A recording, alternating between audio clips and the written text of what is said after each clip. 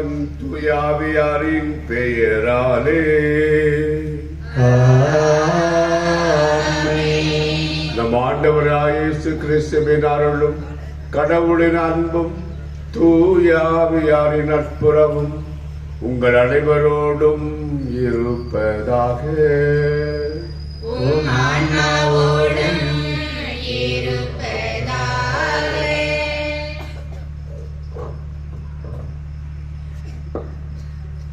இயேசுவின் பணிவாழ்வில் பங்கு கொண்டு உயிரோட்டமுள்ள வாழ்வு வாழ ஆண்டின் பொதுக்காலம் 3ஆம் ஞாயிறு நமக்கு அழைப்பு விடுக்கிறது.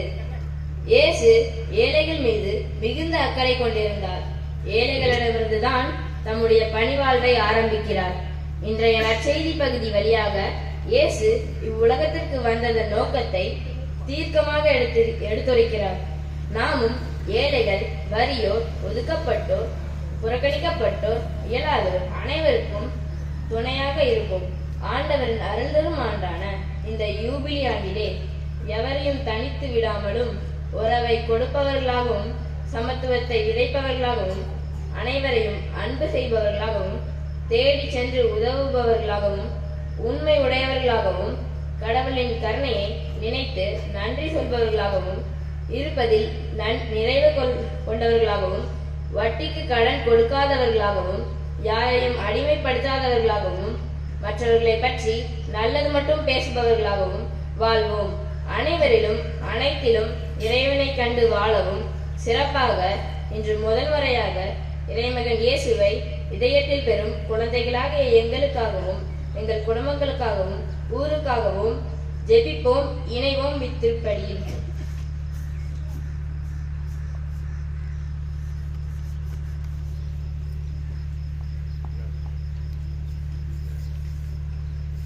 சகோதர சகோதரிகளே, தூய மறை நிகழ்வுகளை கொண்டாட நாம் தகுதி பெறும் பொருட்டு நம் பாவங்களை, குறிப்பாக அருமையான ஒரு முன்னணி கேட்டபடி நாம் சகோதரத்துவ சமத்துவ உணர்வுகளுக்கு எதிராக செய்த செயல்களுக்காக கொண்ட எண்ணங்களுக்காக மனவருந்தி மன்னிப்பு கேட்போம். எல்லாம் வல்ல இறைவனிடமும் சகோதர சகோதரிகளை உங்களிடமும் பாவிகளை ஏற்றுக்கொள்கிறேன். ஏனெனில் என் சிந்தனையாலும் சொல்லாலும் செயலாலும் கடமையில் தவறினால் பாவங்கள் பல செய்தேன். என் பாவமே, என் பாவமே, என் பெரும் பாவமே. ஆகையால் எப்பொழுதும் சரியான மரியாதையும் வானத்துடன் உடனடியும் சகோதர சகோதரிகளே உங்களையும் நம் இறைவனாகிய ஆண்டவரிடம் எனக்காக வேண்டிக் கொள்ள மன்றாடுகிறேன். எல்லாம் வல்ல இறைவன் நம் மீது இரக்கம் வைத்து நம் பாவங்களை மன்னித்து நம் நிலை வாழ்வுக்கு அழைத்து செல்வாராக. ஆமென்.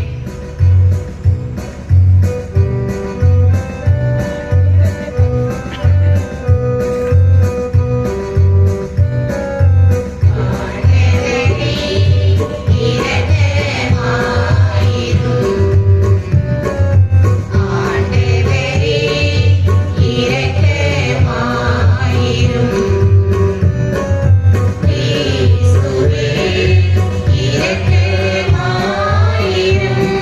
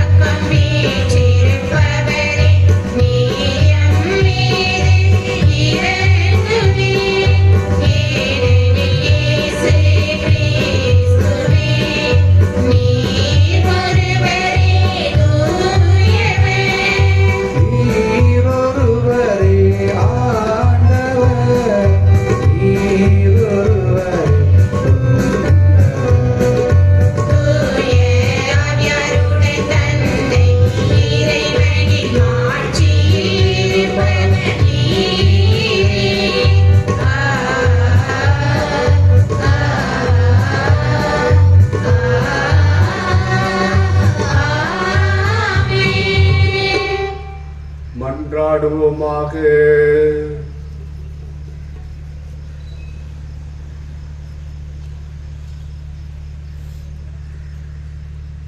என்றென்றும் உள்ள எல்லாம் வல்ல இறைவா, புனித அந்தோனியாரை தலை சிறந்த போதகராகவும் எங்கள் தேவைகளில் பரிந்து பேசுபவராகவும் மக்களாக எங்களுக்கு வழங்கியுள்ளீரே.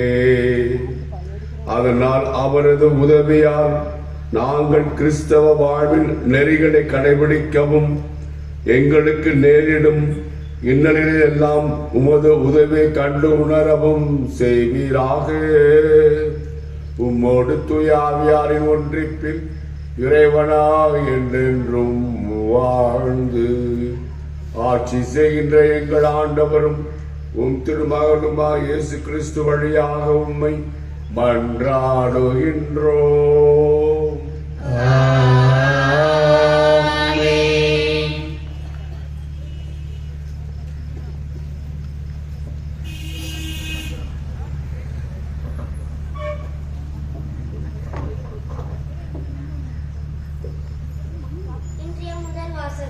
நெகேமியா நூலிலிருந்து எடுக்கப்பட்டுள்ளது.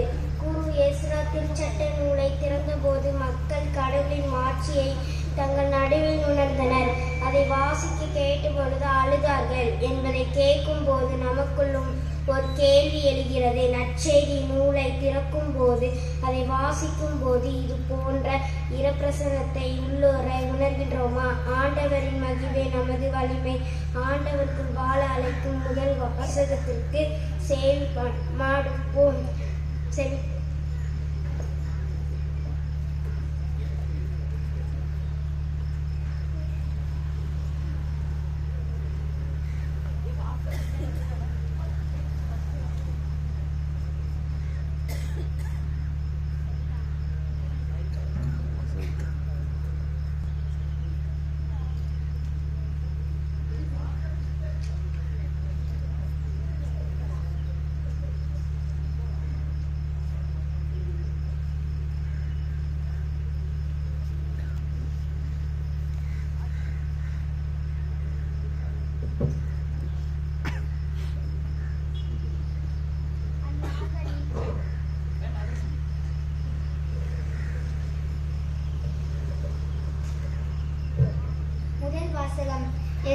எஸ்ரா கடவுளின் திருச்சட்டத்தை உரக்க வாசித்தார்.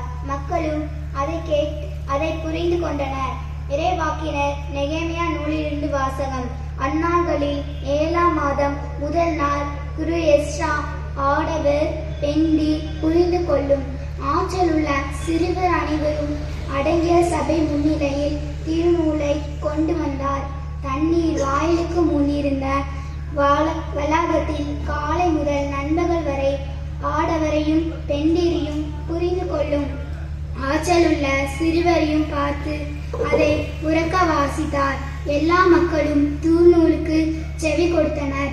திருநூல் வல்லுநரான எஸ்ராவோ இதற்காக செய்யப்பட்ட மரமேடையின் மேல் நின்று கொண்டிருந்தார்.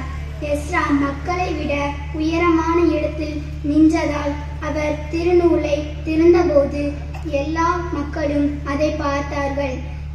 திருநூலை திறந்தபோது எல்லா மக்களும் எழுந்து நின்றார்கள். அப்பொழுது எஸ்ரா மாபெரும் கடவுளாகிய ஆண்டவரை வாழ்த்தினார்.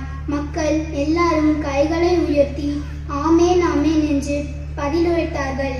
பணிந்து முகங்குப்புற விழுந்து ஆண்டவரை தொழுதினார்கள். மக்களுக்கு புரியும்படி தெளிவாகவும் பொருளோடும் கடவுளின் திருச்சட்டத்தை உரக்க வாசித்தார்கள். ஆதலால் மக்களும் வாசிக்கப்பட்டதன் பொருளை புரிந்து கொண்டனர். ஆளுநர் நெகேமியாவும் குருவும் திருநூல் வல்லுநருமான எஸ்ராவும் விளக்கம் கூறிய லெவினியர்களும் மக்கள் அனைவரையும் நோக்கி, இன்று கடவுளாகிய ஆண்டவரின் புனித நாள், எனவே நீங்கள் அழுது புலம்ப வேண்டாம் என்றனர். ஏனெனில் மக்கள் அனைவரும் திருச்சட்டத்தின் சொற்களை கேட்டதிலிருந்து அழுது கொண்டிருந்தனர். அவர்களை பார்த்து, நீங்கள் போய் கொடுத்தவற்றை உண்டு இனிய திராட்சை ரசத்தை குடியுங்கள், எதுவும் தயார் செய்யாதவருக்கு சிறிது அனுப்பி வையுங்கள். ஏனென்றால் நம் ஆண்டவரின் புனித நாள் இதுவே. எனவே வருத்த வேண்டாம், ஏனெனில் ஆண்டவரின் மகிழ்வே உங்களது வலிமை என்று கூறினார். இது ஆண்டவர் வழங்கும் அருள்வாக்கு. இறைவனுக்கு நன்றி.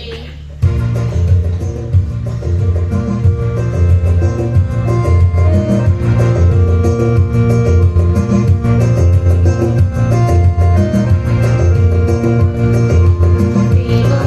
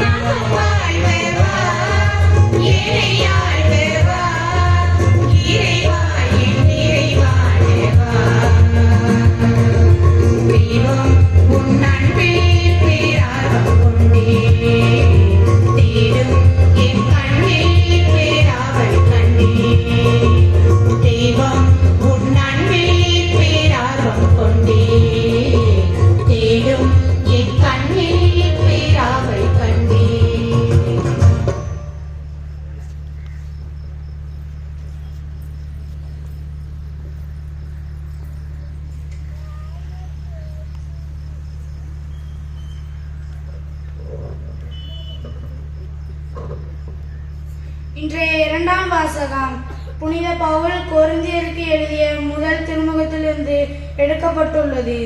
உடலின் உறுப்புகள் பலவாயினும் உடல் ஒன்றாய் இருப்பது போல கிறிஸ்துவும் இருக்கிறார். நாம் கிறிஸ்துவின் உடலாய் இருக்கிறோம். வாய் உண்ண கை உதவுகிறது, கால் நடக்க கண் வழிகாட்டுகிறது.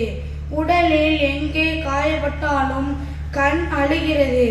பல்லுக்கும் நாவுக்கும் பகைமை என்றால் பேச்சு ஏது? உடலில் உள்ள அங்கங்கள் அனைத்தும் சங்கமத்திற்கு சிறந்த எடுத்துக்காட்டு. கிறிஸ்துவின் உறுப்புகளாக செயல்பட்டு உறவுள்ள வாழ்வு வாழ அழைக்கும் இரண்டாம் வாசகத்திற்கு செவிமடுப்போம்.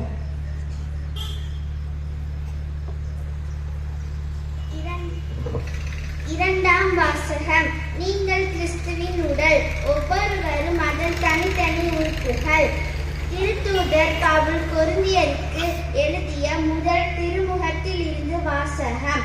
அதிகாரம் 12, இறைவார்த்தைகள் 12 முதல் 30 முடிய. சகோதரர் சகோதரிகளே, உடல் ஒன்றே, உறுப்புகள் பல.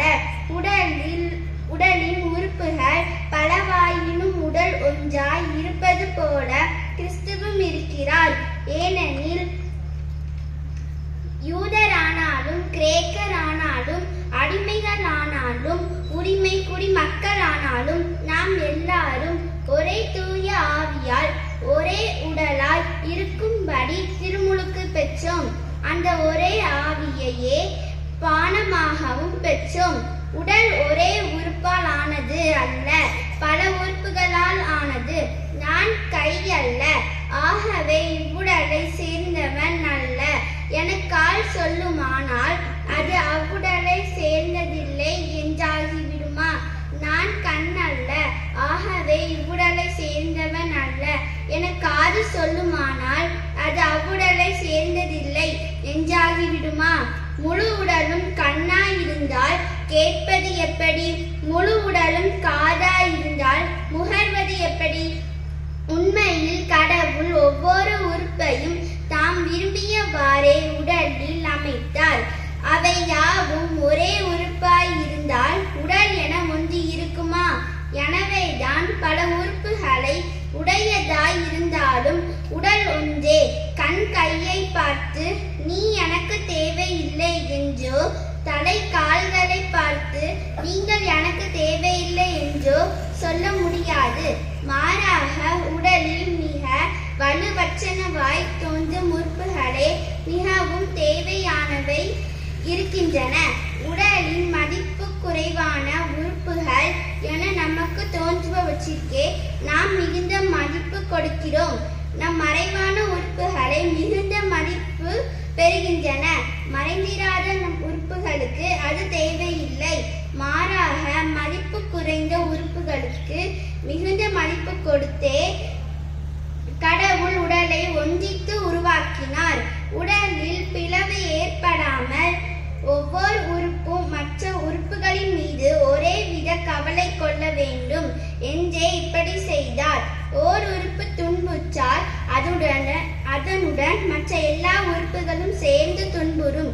ஓர் உறுப்பு பெருமை பெற்றால் அதனுடன் மற்ற எல்லா உறுப்புகளும் சேர்ந்து மகிழ்ச்சியுறும். நீங்கள் கிறிஸ்துவின் உடல், ஒவ்வொருவரும் அதன் தனித்தனி உறுப்புகள். அவ்வாறே திருச்சபையிலும் கடவுள் முதலாவது திருத்தூதர்களையும், இரண்டாவது இறைவாக்கினர்களையும், மூன்றாவது போதர்களையும், பின்னர் வல்ல செயல் செய்வோர்களையும், அதன் பின் பிணி தீர்க்கும் அருள் கொடை பெற்றவர்கள், துணை நிற்பவர்கள், தலைமை ஏற்று நடத்துபவர்கள், பல்வகை பரவச பேச்சு பேசுகிறவர்கள் ஆகியோரையும் ஏற்படுத்தினார். எல்லாருமே திருத்தூதர்களா?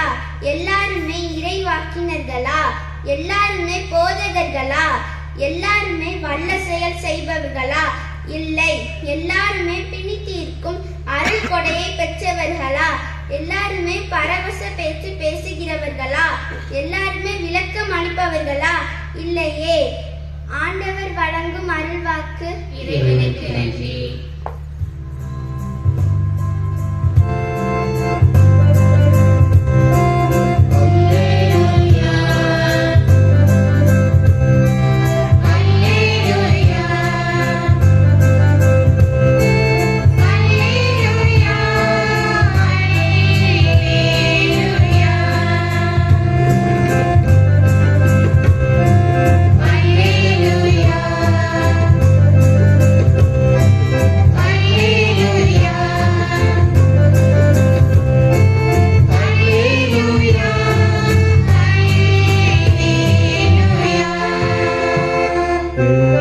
மக்களுக்கு நற்செய்தி சொல்லவும், சிறைப்பட்டோர் விடுதலை அடைவரை அறிவிக்கவும் ஆண்டவர் என்னை அனுப்பியுள்ளார். அல்லேலூயா, அல்லேலூயா.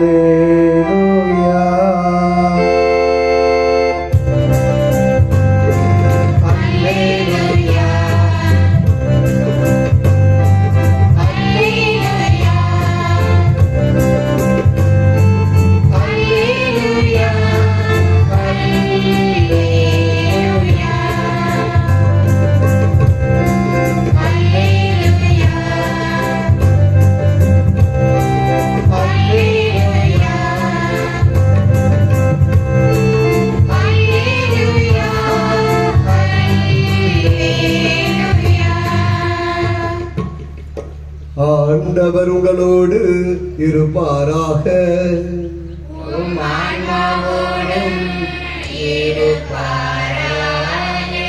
லூக்கா எழுதி தூய நற்செய்தியிலிருந்து வாசகம்.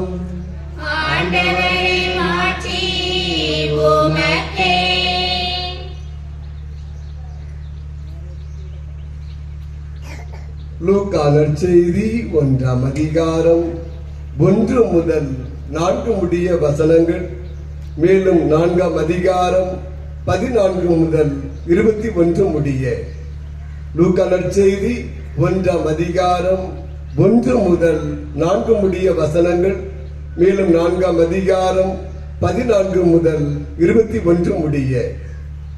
மாண்புமிகு தியோபில் அவர்களே, நம்முடைய நிறைவேறிய நிகழ்ச்சிகளை முறைப்படுத்தி ஒரு வரலாறு எழுத பலர் முயன்றுள்ளனர். தொடக்கம் முதல் நேரில் கண்டும் இறைவார்த்தை அறிவித்து வந்த ஊழியர் நம்முடைய ஒப்படைத்துள்ளவாறு எழுத முயன்றார். அதுபோலவே நானும் எல்லாவற்றையும் தொடக்கத்திலிருந்து கருத்தாய் ஆய்ந்து நீர் கேட்டறிந்தவை உறுதியானவை என தெரிந்து கொள்ளும் பொருட்டு அவற்றை ஒழுங்குபடுத்தி நமக்கு எழுதுவது நலமென கண்டேன். அழகையினால் சோதிக்கப்பட்ட பின்பு இயேசு தூய ஆவியின் வல்லமை உடையவராய் கலிலேயாவுக்கு திரும்பி போனார். அவரை பற்றிய பேச்சு சுற்றுப்புறம் எங்கும் பரவியது. அவருடைய தொழுகை கூடங்களில் கற்பித்து வந்தார். எல்லோரும் அவரை பற்றி பெருமையாக பேசினர். இயேசு தம் வளர்ந்த ஊராகிய நாசரேத்துக்கு வந்தார். தமது வழக்கத்தின்படி ஓய்வு நாளில் தொழுகை கூடத்திற்கு சென்று வாசிக்க எழுந்தார். இறைவாக்கினர் எசையாவின் சுருளேடு அவரிடம் கொடுக்கப்பட்டது. அவர் அதை பிரித்த போது கண்ட பகுதியில் இவ்வாறு எழுதியிருந்தது: ஆண்டவருடைய ஆவி என் மேல் உள்ளது, ஏனெனில் அவர் எனக்கு அருள்பொழிவு செய்துள்ளார். ஏழைகளுக்கு நற்செய்தி அறிவிக்கவும், சிறைப்பட்டோர் விடுதலை அடைவர், பார்வையற்றோர் பார்வை பெறுவர் என முழக்கமிடவும், ஒடுக்கப்பட்டோரை விடுதலை செய்து அனுப்பவும், ஆண்டவர் அருள் தரும் ஆண்டினை முழக்கமிட்டு அறிவிக்கவும் அவர் என்னை அனுப்பியுள்ளார். பின்னர் அந்த ஏட்டை சுருட்டி ஏவலரிடம் கொடுத்து விட்டு அமர்ந்தார். தொழுகை கூடத்தினருடைய கண்கள் அனைத்தும் அவரையே உற்று நோக்கி இருந்தன. அப்போது அவர் அவர்களை நோக்கி, நீங்கள் கேட்ட அந்த மறைநூல் வாக்கு இன்று நிறைவேறிற்று என்றார். ஆண்டவரின் அருள் வாக்கு. நற்செய்தி வாக்கினால பாவம் நீங்குவதாக.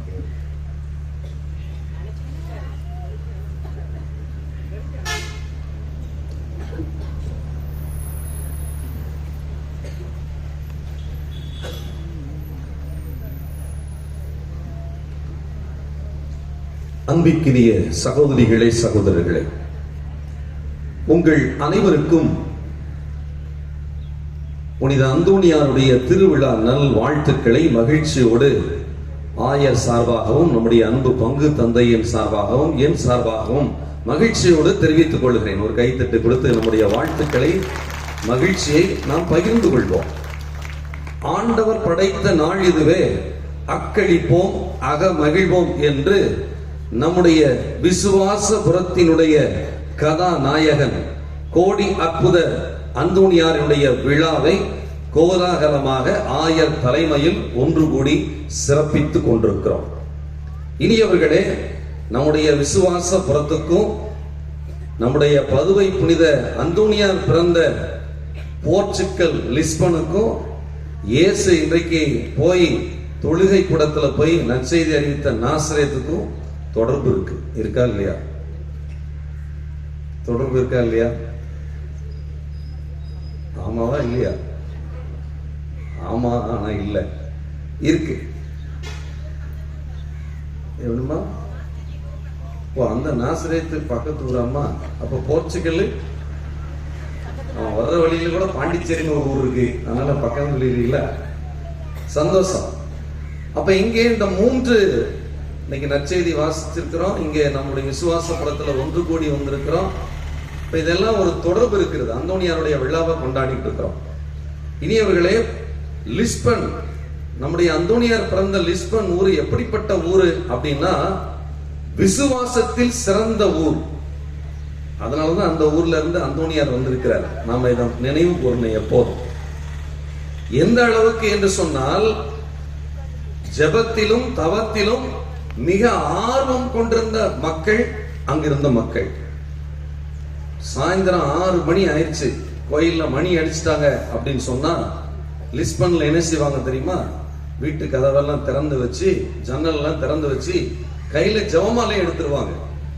இந்த பக்கத்துல இருந்து பாதி ஜெபமாலையை சொல்லுவாங்க, மீதி பகுதியை அந்த பகுதியில சொல்லுவாங்க. 6 மணில இருந்து 7 மணி வரைக்கும் எல்லா வீடுகளிலும் ஜெபம் செய்கிற பழக்கம் போர்ச்சுகல் லிஸ்பன்ல இருந்தது. நம்ம விசுவாசபுரத்துல இருக்கா? அதே மாதிரி நீங்க பாத்தீங்க அப்படின்னா, அங்க போய் வழி கேட்டோம்னு வச்சுக்கோங்க, அங்க வழி என்ன சொல்லுவாங்க? நம்ம வழி கேட்டா என்ன சொல்லுவோம்? திசையமலையில இருந்து நம்ம கொமுடி கோட்டைக்கு போனோம், வழி சொல்லுங்க, எவ்வளவு நேரம் ஆகும் அப்படின்னு கேட்டா எவ்வளவு நேரம் ஆகும்? 1/4 மணி நேரம் ஆகும், 20 நிமிஷம் ஆகும் அப்படின்னு சொல்லுவோம். அங்க எப்படி சொல்லுவாங்க? 1 ஜெபமாலை தூரமாகும், 2 ஜெபமாலை தூரமாகும், நீங்க ரொம்ப மெதுவா நடந்து போனீங்கன்னா 3 ஜெபமாலை தூரமாகும் அப்படின்னு சொல்லுவாங்க. அப்படின்னா என்ன அர்த்தம்? அவங்க ஜெபமாலையும் கையுமா, ஜெபமும் வாழ்க்கையுமாக 2 கலந்திருந்த ஒரு வாழ்க்கை போர்ச்சுகல் லிஸ்பன்ல நம்ம அந்தோனியார் பிறந்த ஊர்ல இருந்தது என்று நாம் பார்க்கிறோம். அந்த அளவுக்கு விசுவாசத்தில் ஊறிய மக்கள், விசுவாசத்தில் ஆளப்பட்ட ஒரு மக்களாக அங்க இருந்தாங்க என்பதை நாம் பார்க்கிறோம். இன்னைக்கு நற்செய்தியிலும் ஆண்டவர் இயேசுடைய செயல்களை பார்த்து எல்லாரும் வியப்படைகிறார்கள், பெருமைப்படுகிறார்கள் அப்படின்னு நம்ம வாசிக்க கேட்டோம். அதே மாதிரி இன்னைக்கு நம்முடைய விசுவாச புறத்தையும் பார்க்கிற போது நமக்கு மகிழ்ச்சியா இருக்கு, பெருமையா இருக்கு. நிறைய சொந்த பந்தங்கள் எல்லாம் வந்திருக்காங்க. நம்முடைய அன்பு பிள்ளைகள் இங்க 9 பேர் அருமையா முதல் நற்கரணைய வாங்க போறாங்க. வெளியூர்ல இருக்கக்கூடிய எல்லா உறவுகளும் ஒன்று கூடி இன்னைக்கு வந்திருக்கிறோம். நம்ம ஊர் பேரு விசுவாசபுரம். அந்த பேர்லயே விசுவாசம் இருக்கு. அப்ப நம்முடைய மக்களுடைய வாழ்க்கை விசுவாசம் அது சிறப்பாக இந்த அந்தோனியார் வழியாக வேரூன்றி இருக்கிறது, வளர்ந்து கொண்டிருக்கிறது. அப்படிங்கிற அடிப்படையில போர்ச்சுகல் லிஸ்பனுக்கும் இயேசு பிறந்த அந்த நசரேத்துக்கும் இந்த விசுவாசபுரத்துக்கும் இந்த விசுவாசத்தால தொடர்பு இருக்கிறது, நம்பிக்கையால தொடர்பு இருக்கிறது என்று சொன்னால் அது மிகையாகாது. அப்படிப்பட்ட ஒரு சிறப்புக்குரிய மக்களா நாம் இன்னைக்கு இருந்துகிட்டு இருக்கிறோம். நம்முடைய அந்தோனியாருடைய விழாவை ஆண்டுதோறும் சிறப்பா கொண்டாடுறோம். இந்த ஆண்டு ஆயர் தலைமையில இந்த திருவிழா திருப்பலியை நாம சிறப்பித்துக் கொண்டிருக்கிறோம்.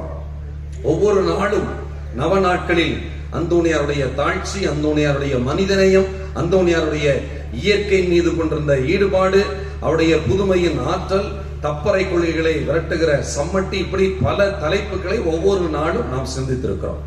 இன்றைய நாளில் நம் பதுவை புனித அந்தோனியார் அனைவருக்குமான புனிதர், அனைவருக்குமான அந்தோனியார் என்கிற ஒரு சிந்தனையை நாம் பெறுவதற்கு தந்தை அவர்கள் இன்றைக்கு நமக்கு அந்த தலைப்பை கொடுத்திருக்கிறார்கள் என்று நாம பார்க்கிறோம். இனி அவர்களே, அந்தோனியார் என்றாலே அவருடைய வல்லமை நிறைந்த பரிந்துரை, வல்லமை நிறைந்த பரிந்துரைய நாம பார்க்கிறோம். நான் அப்படிதான் புளியம்பட்டி அந்தோனியார் கோயில்ல திருத்தொண்டரா பணியாற்றிக்கிட்டு இருந்தேன். அப்போ அங்க பணியாற்றி கொண்டிருக்கிற போது ஒரு பகுதியில இருந்து உடல்நல குறைவோடு ஒருத்தர் வந்திருந்தாங்க. அப்ப அவங்கள போய் நான் சந்திச்சு பேசிட்டு இருந்தேன். மருத்துவர்கள் கைவிட்டு அவங்க யாராலும் முடியாது அப்படின்னு சொல்லிட்டு அந்த அந்தோனியார் திருத்தலத்திற்கு வந்து ஜெபிப்பதற்காக அங்கே வந்திருந்தார்கள். சரிம்மா, உங்களுக்காக வேண்டிக்கிறோம், நீங்களும் நம்பிக்கையோட ஜெபம் பண்ணுங்க அப்படின்னு சொல்லி அவர்களிடம் நான் பேசிக் கொண்டிருந்தேன். ஒரு வாரம் கழித்து இன்னொரு குடும்பம் வந்தது. அந்த குடும்பத்துல என்ன அப்படின்னா, ஒரு குழந்தை இருக்கிறது. அந்த குழந்தை நடக்க வேண்டிய வயசுல நடக்க முடியல, உடல் பருமனா இருக்கு, உடல் பலவீனமா இருக்கு, நடக்க முடியல. 2 அடி எடுத்து வச்சா கீழே விழுந்துரும். அப்படியான ஒரு உடல் பலவீனமான ஒரு குழந்தை அங்கே இருக்கிறது. அந்த குடும்பத்தை நான் சந்திச்சேன். அப்ப அந்த குடும்பமும் முதல்ல நான் சந்திச்ச குடும்பமும் ஒரே இடத்துல இருந்து தான் வந்தாங்க. எந்த மருத்துவர் நோயை குணமாக்க முடியாது என்று சொல்லி அந்த சகோதரியை நீங்க உங்க கடவுள்கிட்ட போய் வேண்டுங்கன்னு சொன்னாங்களோ, அந்த மருத்துவரின் குழந்தை தான் இந்த குழந்தை. இந்த மருத்துவர் கிறிஸ்தவர் அல்ல. அந்த குழந்தையை கூட்டிட்டு கொண்டு வந்தாரு, அங்கேயே தங்கி இருந்தாங்க. நடக்க முடியாத குழந்தை அந்த கோயில்ல அந்தோனியார்ட்ட நம்பிக்கையோடு வேண்டி 10 நாள் கழிச்சு நடந்து நலமாக வீட்டுக்கு சென்றார்கள் என்று சொன்னால் பதுவை புனித அந்தோனியாருடைய வல்லமையான பரிந்துரை அன்றி வேறு எதுவாக இருக்க முடியும். அப்ப அப்படிப்பட்ட வல்லமை நிறைந்த அற்புதங்களை மாறி வழங்குகின்ற வள்ளலாகிய அந்தோனியாருடைய விழாவினை நாம இன்னைக்கு ஒன்று கூடி சிறப்பித்துக் கொண்டிருக்கிறோம் என்று சொன்னால், அந்தோனியுடைய வாழ்வு, அவருடைய வாழ்வு இவ்வளவு அற்புதத்தை செய்வதற்கான பேரை கடவுள் வழியாக பெற்றுக் கொடுத்தது என்று சொன்னால் அது மிகையாகாது. அனைவருக்குமான புனிதராக, உலக அனைத்தில் இருக்கிற கிறிஸ்தவர்களுக்கு மட்டுமல்லாமல் சாதி சமயங்களை கடந்து எல்லாரையும் ஈர்க்கின்ற ஒரு புனிதராக பதுவை புனித அந்தோனியார் இருக்கிறார். இன்றைக்கு 2ஆம் வாசகத்துல பார்த்தோமே, கிறிஸ்து உடலாய் இருக்கிறார், நாம் எல்லோரும் உறுப்புகளாய் இருக்கிறோம். எனவே இங்கே கடவுள் தந்தையாய் இருக்கிறார். இந்த உலகில் உள்ள மக்கள் எல்லாரும் அவருடைய உறுப்புகளாக இருக்கிறார்கள், எல்லாரும் ஒன்றாய் இருப்பார்களாக. அதுதான் யோவான் 17:21 நம் இயேசுனுடைய ஜெபம். அப்படி எல்லாரையும் ஒன்று கூட்டுகிற அற்புதராக நம் கோடி அற்புதர் இருக்கிறார். காரணம் என்ன? அவருடைய வாழ்வு, அவருடைய வாழ்வில் இருக்கிற நல்ல பண்புகள். இதையெல்லாம் இன்னைக்கு நாம நினைச்சு பார்க்கணும். இன்னைக்கு முதல் நன்மை வாங்குகிற அன்பு குழந்தைகள் மனதில் இதை இருத்த வேண்டும். 3 அந்த சிந்தனைகளை உங்கள் உள்ளத்திலே நான் விதைக்க ஆசைப்படுகிறேன். ஒன்று, நம்முடைய புனிதர் நம்பிக்கையின் புனிதர். நம்ம விசுவாசபுரத்தில் இருக்கிறோம். நம்முடைய புனிதர் நம்பிக்கையின் புனிதர். என்ன புனிதர்? என்ன புனிதர்? என்ன புனிதர்? நம்பிக்கையின் புனிதர். நம்பிக்கை என்றால் என்ன? எபிரேயர் 11 பார்க்கிறோம். நம்பிக்கை என்பது எதிர்நோக்கி இருப்பவை கிடைக்கும் எனும் உறுதி, கண்ணுக்கு புலப்படாதவை பற்றிய ஐயமற்ற நிலை அப்படின்னு இருக்கு. நம்பிக்கையை தொடங்கி வழி நடத்துகிறவர் இயேசு, அதை நிறைவு செய்கிறவரும் இயேசுதான். எபிரேயர் 12:2 நம்ம பார்க்கிறோம். அந்த நம்பிக்கையை தொடங்கி வழி நடத்தி நிறைவு செய்கிற இயேசுவை தன் திருக்கரத்திலே தாங்கி இருந்ததால் எப்படிப்பட்ட அற்புதமான பணிகளை, ஆசீர்வாதங்களை நமக்கு கடவுளிடமிருந்து பெற்றுக் கொடுக்கிறார். ஆனால் அதற்கு அடிப்படை என்ன? அவருடைய வாழ்வில் இருந்த அடிப்படையான விசுவாசம், நம்பிக்கை. அதுதான் நம்முடைய வாழ்க்கையில் வேரோட்டமாக இன்றைக்கு இருக்க வேண்டும். சின்ன வயசுல இருந்தே அப்படிப்பட்ட நம்பிக்கை அவரிடம் இருந்தது என்று நம்ம பார்க்கிறோம். அவர் சின்ன பையனா இந்த மாதிரி 7-8 வயசு இருக்கும் போது அந்தோனியார் அவருடைய தந்தை என்ன சொன்னாரு?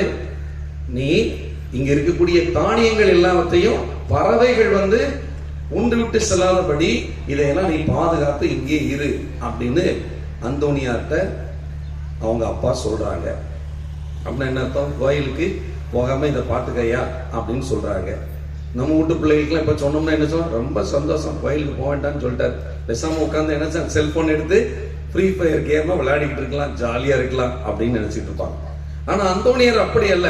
அவர் ஒரு விசுவாசத்தில் முதிர்ச்சி பெற்றவராக இளமையில இருந்ததால் கோயிலுக்கும் போகணும், இதையும் பார்க்கணும், முழங்கால் போட்டு ஜெபம் பண்றாரு, வானத்தை நோக்கி சொல்றாரு, கடவுளே நான் கோயிலுக்கு போகணும் அப்படின்னு சொல்லி அவர் ஜெபம் பண்றாரு. எனவே நம்பிக்கையோடு வானத்தை நோக்கி ஜெபித்த அந்தோனியாருடைய வேண்டுதலை கடவுள் கேட்டார். அங்க இருக்கிற பறவைகள் எல்லாம் அங்க ஒரு அறையை திறந்து வைக்கிறாரு. அந்த அறைக்குள்ள போய் என்ன செஞ்சிருது? எல்லாம் போய் அங்க உள்ள உட்காந்துருது. கதவை பூட்டிட்டு இவர் பாட்டு கோயிலுக்கு போயிட்டார். அந்தோனியார் கோயில்ல போய் இந்த விசுவாசபுரம் திருவிழா மாதிரி அவரு கோயில் போய் அங்கே ஜெபம் பண்ண போயிட்டார். திருப்பலி எல்லாம் முடிந்த பிறகு இங்க வந்து பாக்குறாரு, அவங்க அப்பா வந்து பாக்குறாரு, அந்தோணியாரை காணும். அந்தோணியாரை காணாமல் போன இயேசுவை சூசையப்பர் மாதாவன் தேடின மாதிரி, என்னடா நம்ம ஒரு வேலையை கொடுத்துட்டு போனமே காணுவேன்னு பார்த்தா அந்தோணியார் வர்றாரு. நான் உன்னை என்ன வேலை செய்ய சொன்னேன் அப்படின்னு சொல்லி கொஞ்சம் கடுமையா கேட்கிற. அப்ப சொன்னாரு, எனக்கு கோயிலுக்கு வழிபாட்டுக்கு திருப்பலிக்கு போகணும்னு ஆசை, ஆனா நான் முழங்கால் போட்டு கடவுள்கிட்ட வேண்டினேன். ஆனா கடவுள் என்னுடைய குரலை கேட்டு இந்த பறவைகளை எல்லாம் இங்க என்ன செஞ்சிட்டாரு, இந்த அறைக்குள்ள தங்க வைத்து விட்டார். நான் திருப்பலியிலும் பங்கெடுத்தேன், இங்கே தானியங்களுக்கும் எந்த சேதாரமும் இல்லை என்று சொன்னார். சிறு வயதிலேயே இப்படி விசுவாசத்தில் சிறந்தவராக இருந்த அந்தோணியாருடைய ஜெபத்தை கேட்ட அந்த தந்தை, அந்தோணியாருடைய தந்தை இவர் எப்படிப்பட்டவராக வளருவார் என்று இவருடைய வாழ்க்கை குறித்து வியப்படைந்தார். சிறு வயதிலேயே எப்படி ஆண்டவர் இயேசுவின் செயல்களை பார்த்து மற்றவர்கள் வியப்படைந்தார்களோ இன்றைய நற்செய்தியில், அதே போல் அந்தோணியாரின் செயல்களை பார்த்து இந்த ஜெபத்தை பார்த்து எல்லாம் வியப்படைகிற வகையில இருக்கு என்று பார்க்கிறோம். காரணம், அவருடைய உள்ளத்துல விசுவாசம் என்கிற விதை ஊன்றப்பட்டிருக்கிறது என்பதாக நாம் பார்க்கிறோம். இன்னொரு முறை அந்தோணியார் சிறுவனாய் இருக்கிற போது அவருடைய வீட்டை ஒரு கதவை தட்டுறாங்க. கதவை தட்டி திறக்கிறார். ஒரு சின்ன பையன் வர்றான். இந்த மாதிரி புதுநம்ப வாங்குற மாதிரி பிள்ளை மாதிரி சின்ன பையன் வரான். கையில ஒரு பையன் போட்டிருக்காங்க. வந்தோடனே கதவை தட்ட, எனக்கு பசியா இருக்கு, சாப்பாடு கொடுங்க அப்படின்னு சொல்லி கேட்கறாங்க. அப்ப சாப்பிடறதுக்கு நான் பிரெட் தரலாமா, ரொட்டி தரலாமா அப்படின்னு கேட்கறாங்க. இல்ல, எனக்கு ரொட்டி வேண்டாம். பேக்கை எடுத்து காமிக்கும். அந்த பையன் பேக்கை திறந்து காமிக்கிறான். உள்ள பார்த்தா அப்படியே ஜொலிக்கிறது மாணிக்க கற்கள். மாணிக்க கற்கள் வச்சிருக்கீங்க, இப்படி விலை உயர்ந்த கற்கள் வச்சிருக்கீங்க, என்கிட்ட வந்து போய் ரொட்டி துண்டு கேட்கறீங்களே, இந்த கற்களை வச்சு நீங்க சாப்பாடு தான் வாங்கலாமே, எத்தனை வருஷத்துக்கு சாப்பிடலாம், ஆயுசு முழுசு சாப்பிடலாமே அப்படின்னு சொன்னா அந்த சிறுவன் சொல்லுகிறான், இது மாணிக்க கற்களாக தெரிந்தாலும் இது மாணிக்க கற்கள் அல்ல, மாறாக மாறாக மனம் மாறிய ஆன்மாக்கள் இங்கு இருக்கின்றன அப்படின்னு சொல்லி அந்த சிறுவன் சொல்றான். அப்பதான் தெரியுது அது குழந்தை இயேசு. வீட்டு கதவை தட்டுறாரு. எனவே அந்தோணியாரை பார்த்து சிறுவன் வடிவில் வந்த குழந்தை இயேசு சொல்லுகிறார், நீ எனக்கு ஒன்று செய்வாயா, உன் இதயத்தை எனக்கு தருவாயா அப்படின்னு சொல்லி அந்த குழந்தையாக வந்த இயேசு அவரிடம் சொல்கிறார், என் இதயம் உமக்கு சொந்தம். எப்படி சொல்லியிருக்காரு அந்தோணியாரு? என் இதயம் உமக்கு சொந்தம். எல்லாரும் சொல்லுங்க பாப்போம், என் இதயம் உமக்கு சொந்தம் அப்படின்னு தன்னையே முழுமையாக ஆண்டவருக்கு அர்ப்பணித்தார். அப்படி அந்தோணியார் அவருடைய வாழ்வில் இந்த செய்தியை பதிவு செய்கிறார். அப்படின்னு என்ன அர்த்தம் பாருங்க, இறைவனுக்கு ஒரு அர்ப்பணமான குழந்தையாக, விசுவாசத்தில் சிறந்தவராக அந்தோணியார் விளங்கினார் என்று நாம பார்க்கிறோம். இன்னைக்கு நம்முடைய வாழ்க்கை விசுவாசத்தில் வேரூன்றிய கிறிஸ்தவ வாழ்க்கையாக இருக்கிறதா இல்லையா அப்படின்னு நம்ம சிந்திச்சு பார்க்கணும். நம்முடைய நம்பிக்கை மேலோட்டமாக இருக்கக்கூடாது, கிறிஸ்துவில் வேரூன்றி வேரோட்டமான கிறிஸ்தவ வாழ்க்கையா நமக்கு இருக்கணும். அப்படி இருந்தாதான் உண்மையிலேயே நம்ம விசுவாசப்புறத்து மக்கள், அந்தோணியாரின் அன்பர்கள் என்று பெருமைப்படுவதற்குரிய ஒன்றாக இருக்கணும். நம்முடைய வாழ்க்கை அப்படி இருக்குதா அப்படின்னு பார்க்கணும். ரெண்டாவது என்ன அப்படின்னு சொன்னா, நம்பிக்கையின் புனிதர் முதல்ல. ரெண்டாவது நற்செய்தியின் புனிதர். ரெண்டாவது என்னது? ரெண்டாவது என்னது? நற்செய்தியின் புனிதர். மார்க் நற்செய்தி 16:16 உலகெங்கும் சென்று படைப்பிற்கெல்லாம் நற்செய்தியை அறிவியுங்கள். அப்படிதான் சீடர்களுக்கு ஆண்டவர் கட்டளையிட்டார். இன்னைக்கு வாசிக்கப்பட்ட நற்செய்தியில தொழுகை கூடத்துல எடுத்து ஆண்டவரின் ஆவி என்மேல் உள்ளது, ஏழைகளுக்கு நற்செய்தியை அறிவிக்க என்று ஆண்டவர் வழங்குகிறார். அதே செய்தியை பணியை திருத்தூதர்களுக்கு அவர் கொடுத்தார். அதே பணியை தான் அந்தோணியாருக்கும் ஆண்டவர் கொடுத்தார். அவருடைய நற்செய்தி அறிவிப்பிற்கு அடையாளமாக அவருடைய நாவு இன்று அழியாமல் இருக்கிறது என்பதே சிறந்த சான்று. இதைவிட சிறந்த சான்று எது இருக்க முடியும்? அவருடைய நாக்கு எப்போதும் ஆண்டவரின் வாக்கை அறிவித்ததால் அழியாத நாக்கு என்கிற வரத்தை நம் பதுவை புனித அந்தோணியார் பெற்றிருக்கிறார் என்று பார்க்கிறோம். காரணம் நற்செய்தி. நற்செய்தியை அறிவிக்காவிட்டால் ஐயோ எனக்கு கேடு அப்படின்னு ஆண்டவர் நமக்கு இன்று அந்தோணியார் வழியாக உரைக்கிறார். நற்செய்தியை அறிவிக்காவிட்டால் ஐயோ கேடு. இன்னைக்கு நம்ம நற்செய்தியை அறிவிக்கிறோமா? இன்னைக்கு நற்செய்தி அறிவிக்கிறோமா? அறிவிக்கிறோமா? ஆமா, அறிவிக்கிறோம்ல.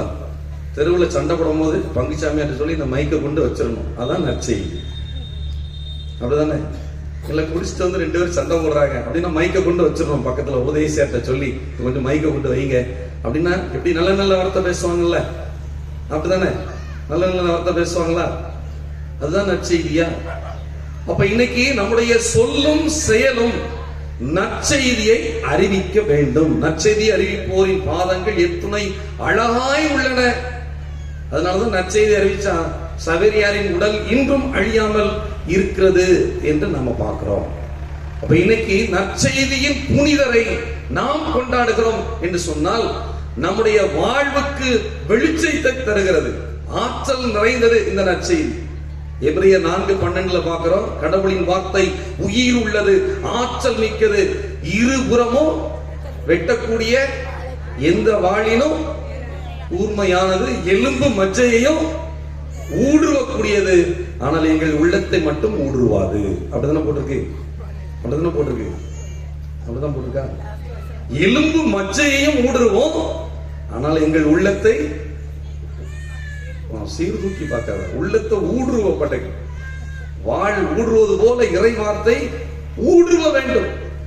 இனியவர்களே, கொரோனா நேரத்துல ஒரு சகோதரி புற்றுநோயால அவங்க கொஞ்சம் நெருக்கடியில இருந்தாங்க. அப்போ அவங்களுக்கு கொஞ்சம் ஆறுதல் சொல்லிட்டு, நீங்க ட்ரீட்மெண்ட்டுக்கு போறீங்க, உங்களுக்காக நம்பிக்கையோடு நான் வேண்டிக்கிறேன் அப்படின்னு சொல்லி அவங்க கிட்ட சொன்னேன் 2021. அப்போ அவங்க போகும்போது அவங்களுக்காக ஜெபிச்சுட்டு இருந்தேன். அப்போ அவங்க போகும்போது அவங்களுக்கு வாட்ஸ்அப்ல ஒரு இறை வார்த்தையை அனுப்புனேன். எஸ்ஐயா 58:8 அந்த இறை வார்த்தையை நான் அனுப்புனேன். 58:8 பைபிள் யாராவது வச்சிருக்கீங்களா? விவிலி யாராவது வச்சிருக்கீங்களா? வீட்டில் இருக்கா? 58:8 படிக்கிறீங்களா? விரைவில் உமக்கு நலமான வாழ்வு துளிக்கும். விரைவில் உமக்கு நலமான வாழ்வு துளிக்கும். இந்த இறை வார்த்தையை தான் நான் அவங்களுக்கு அனுப்பிவிட்டேன். அவங்க எதுவும் என்கிட்ட பேசல. அவங்க திருவனந்தபுரம் சிகிச்சை போனாங்க. ஒரு சில மாதங்கள் கழித்து எனக்கு போன் பண்ணாங்க. ஃபாதர் நல்லா இருக்கீங்களான்னு கேட்டாங்க. அம்மா நீங்க நல்லா இருக்கீங்களா? சிகிச்சை எல்லாம் போனீங்களா? என்ன ஃபாதர் நான் போனேன். அங்க வந்து ஹீமோலாம் கொடுக்கிற அளவுக்கு நெருக்கடியான நிலைக்கு நான் போகாதபடிக்கு ஆண்டவர் என்னை நலமாக்கினார் அப்படின்னு சொல்லி அவங்க எனக்கு சொன்னாங்க.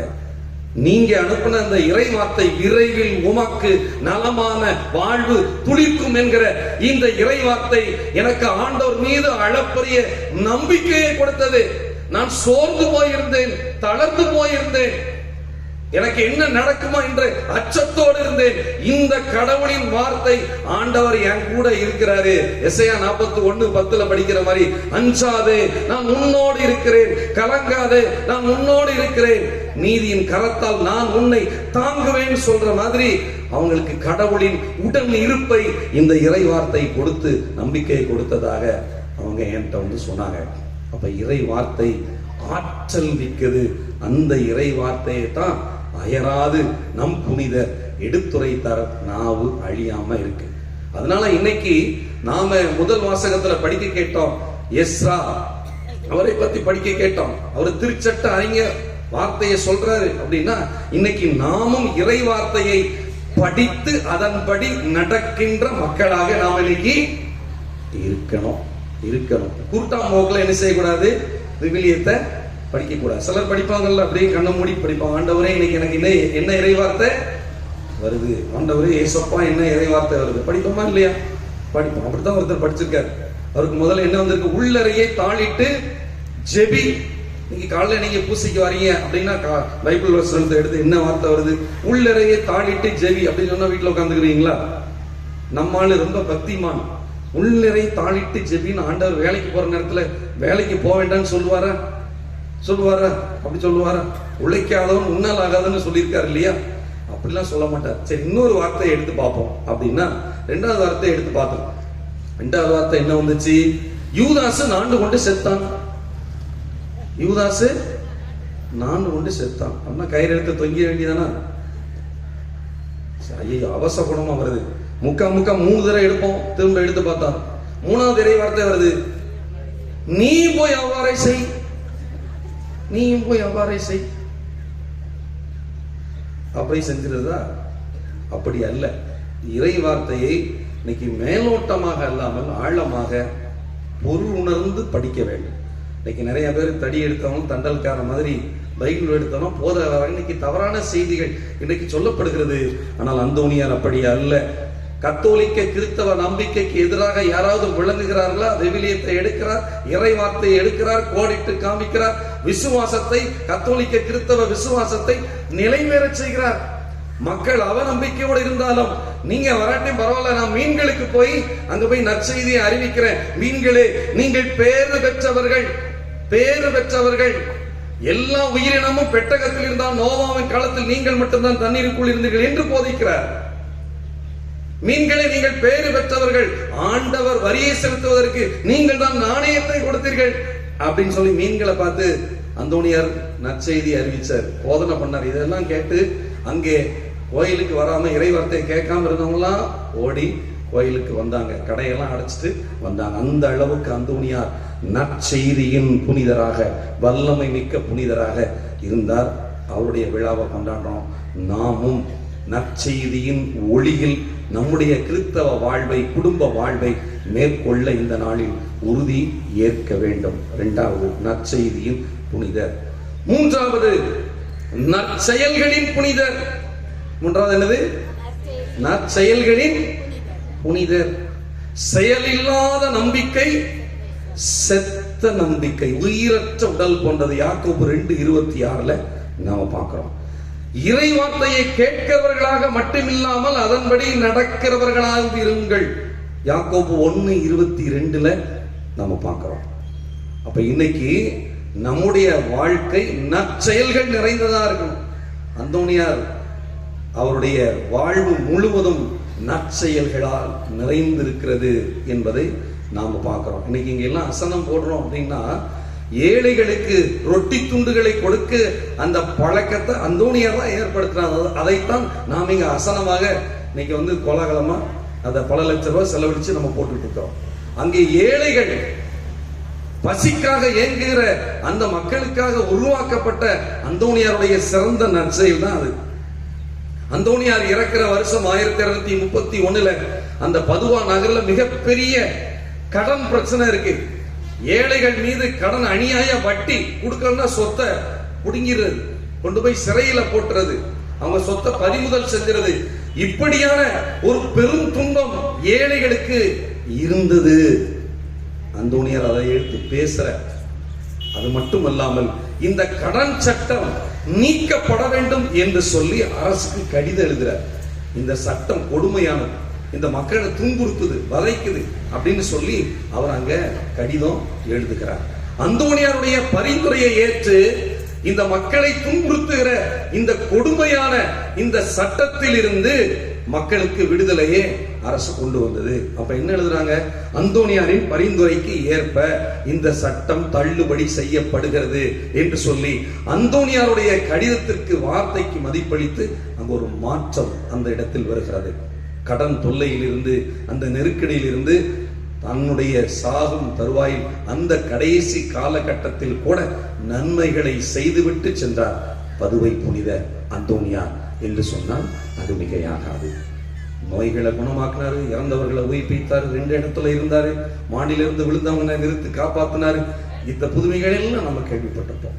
ஆனா எல்லாருக்கும் எப்போதும் நன்மை செய்கின்ற புனிதராக, நற்செயல்கள் செய்கின்ற புனிதராக இயேசுவின் வழியில் நம் பதுவை புனித அந்தோனியார் இருந்தார், இன்றும் இருக்கிறார் என்று நாம் பார்க்கிறோம். இன்னைக்கு நாம நற்செயல்கள் செய்கின்ற மக்களாக நாம் இன்னைக்கு இருக்கிறோமா? நம்ம சிந்திச்சு பார்க்கலாம். எல்லாரும் ஒன்றாயிருப்பாங்க 2ஆம் வசனத்துல நம்ம வாசிக்க கேட்டோம். எல்லாரும் ஒன்றாயிருக்கணும் அப்படின்னு. அதுவே பெரிய நற்செயல் தான். இன்னைக்கு எல்லாரும் ஒன்னா இருக்கோமா? இன்னைக்கு எல்லாரும் ஒன்னா இருக்கோமா? எல்லாம் ஒன்னா இருக்கோமா? கணவன் மனைவி ஒன்னா இருக்கீங்களா? ஒன்னா இருக்கீங்களா? இப்ப கேள்வி கேட்போமே, எத்தனை கணவன் மனைவி எத்தனை ஜென்மம் எடுத்தாலும் இவங்க தான் எனக்கு வீட்டுக்காரா வரணும், இவங்க தான் எனக்கு மனைவியா வரணும், எத்தனை பேர் கை தூக்குவீங்க? எத்தனை பேர் கை தூக்குவீங்க? கல்யாணம் முடியாதவங்க கை தூக்கிடக்கூடாது, அது பிரச்சனை ஆகிடும். சாமியார் ஆமா பிரசங்க வைக்க வந்து பிரச்சனையை உருப்படுத்தி போயிட்டாரு. ஆமா இருதய நகர்ல இருந்து வந்து சொல்லிடக்கூடாது. அப்ப இன்னைக்கு நம்ம என்ன நினைப்போம், இவர் தான் எனக்கு 7 ஜென்மத்துக்கும் கணவரா வரணும், 7 ஜென்மத்துக்கு இவங்க தான் எனக்கு மனைவியா வரணும் எல்லாம் சொல்லுவோமா? சொல்ல மாட்டோம். நிறைய பிரச்சனை இருக்கு, வீட்டுக்குள்ள பிரச்சனை இருக்கு, எல்லா பக்கமும் பிரச்சனை இருக்கு. இன்னைக்கு நாம ஒன்னா விசுவாச புறத்தில் இருக்கிற நாம எல்லாரும் ஒன்னா வர்றதே மிகப்பெரிய நற்செயல் தான், மிகப்பெரிய நன்மை தான். நம்ம ஒன்னா இருந்தாதான் வளர்ச்சி இல்லையா? ஒன்னா இருந்தாதான் வளர்ச்சி. ஒன்னா இருக்க கத்துக்கணும். இந்த உண்மையை சொன்னா அதைத்தான் இன்னைக்கு 2ஆம் வசனம் சொல்லுது. கிறிஸ்துவோடு எல்லாரும் விசுவாசத்தில் நாம் ஒன்றா இருக்க வேண்டும். இப்ப கணவன் மனைவி ஒன்றா இருக்கணும், எப்போதும் ஒன்றா இருக்கணும், நன்றா இருக்கணும். அப்படின்னா என்ன செய்யணும் தெரியுமா? ஈஸியான டெக்னிக் தான், ஈஸியான டெக்னிக் தான். நீங்க கடைபிடிங்க. சாமி உங்களுக்கு எப்படி தெரியும், நீங்க தான் கல்யாணம் முடிக்கலன்னு கேட்கக்கூடாது. ஈஸியான டெக்னிக். என்ன டெக்னிக்? 2 தான், 2 வார்த்தை தான். என்ன சொல்றது தெரியுங்களா? சரிங்க சாரிங்க, சரிங்க சாரிங்க, சரிமா சாரிமா. முடிஞ்சு போச்சு, முடிஞ்சு போச்சா? ஏதாவது ஒண்ணு நடக்குது, பிடிக்காத நடக்குது, ரைட்டு. இப்ப வந்து எப்படி வச்சுக்கிறோமே, இன்னைக்கு வந்து நீ கறி வை, கோழிக்கறி வைன்னு சொல்றீங்க, அன்னைக்கு பார்த்தா அந்த அம்மா ரசத்தை வச்சிருச்சு. நம்ம ஆளுக்கு எப்படி இருக்கும்?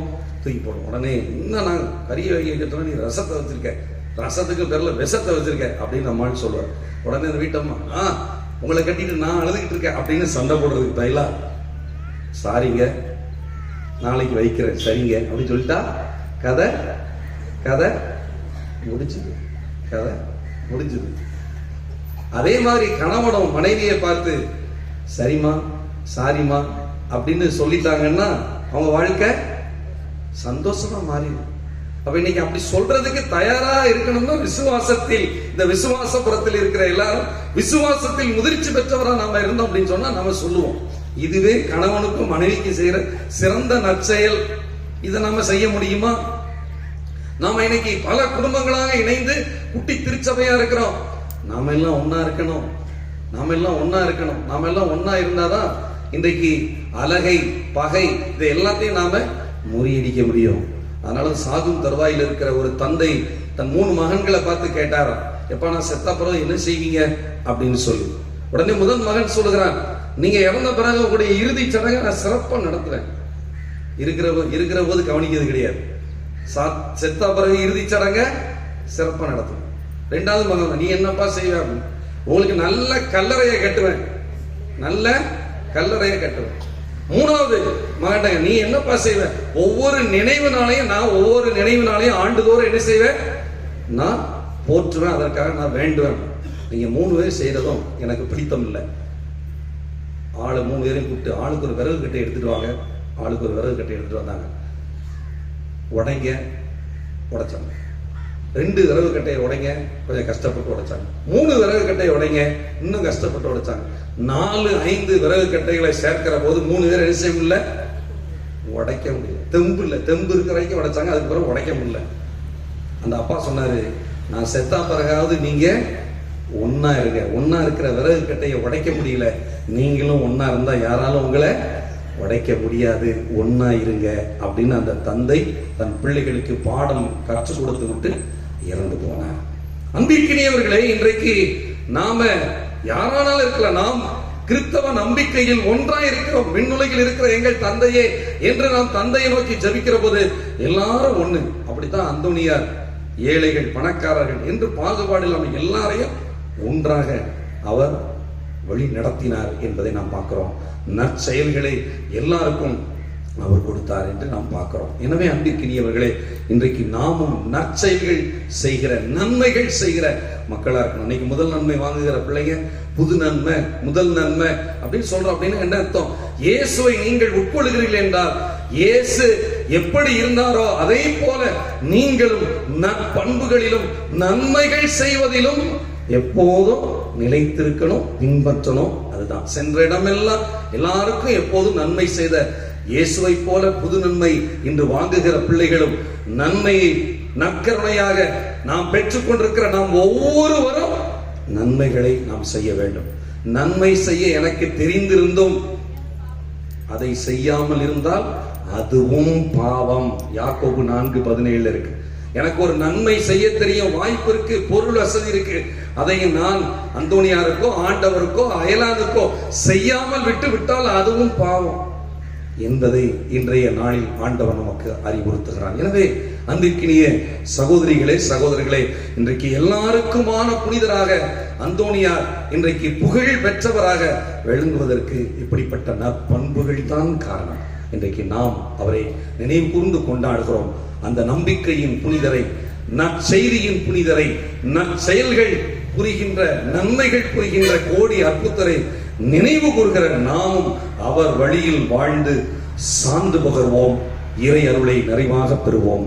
ஆமென்.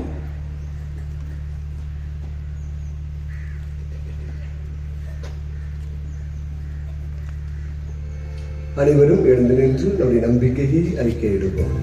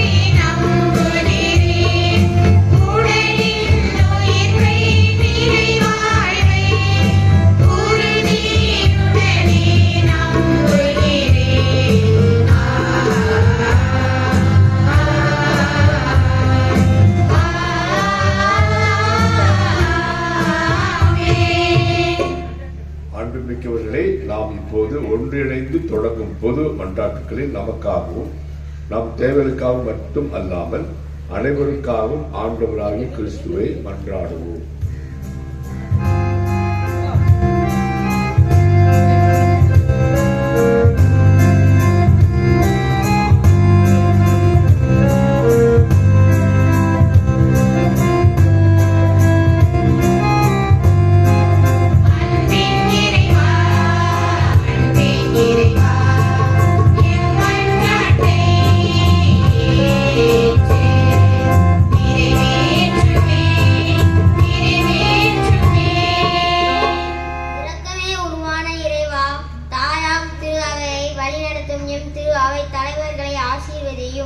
இறைப்பணிக்காக தங்களை அர்ப்பணித்துக் கொண்ட இவர்கள் கிறிஸ்துவின் மதிப்பீடுகளை வாழ்ந்து காட்டவும் வாழ்க்கையால் மற்றவர்களுக்கு போதிக்கவும் தேவையான அருள் வேண்டும் என்று இறைவாமை மன்றாடுகிறோம்.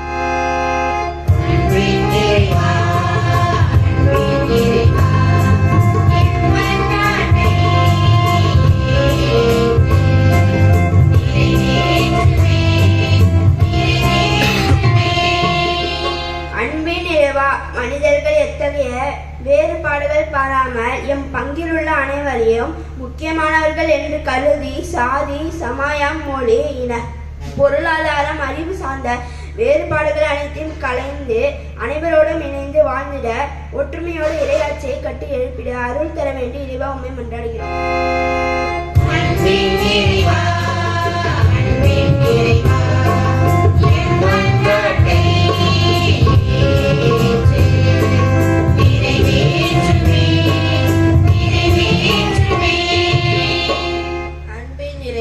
எசாயா தன் இறைவாக்கின் வழியாக உம் திருமகன் இவ்வுலகிற்கு வந்ததன் நோக்கத்தை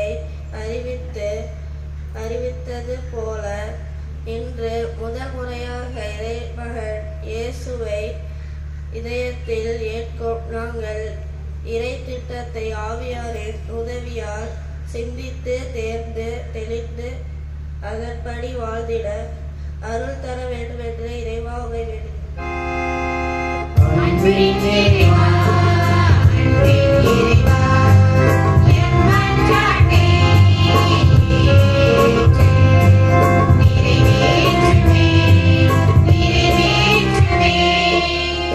அன்பின் இறைவா, குடியரசு தின விழாவை கொண்டாடும் நம் தாய்நாட்டை ஆசீர்வதியும்.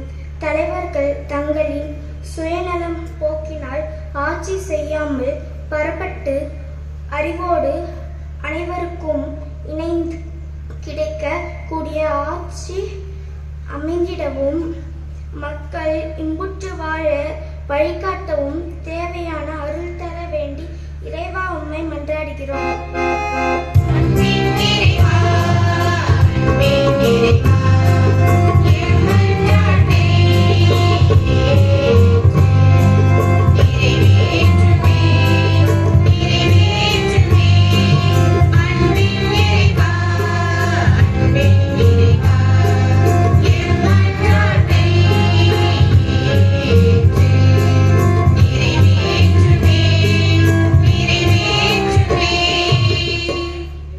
ஆண்டவரே, எங்கள் மன்றாட்டுக்களை பரிவிரக்கத்துடன் ஏற்றுக்கொண்டு நாங்கள் இறைந்து கேட்பவற்றை கனிவுடன் தந்துள்ள வேண்டுமென எங்கள் ஆண்டவர் இயேசு வழியாகவே மன்றாடுகிறோம்.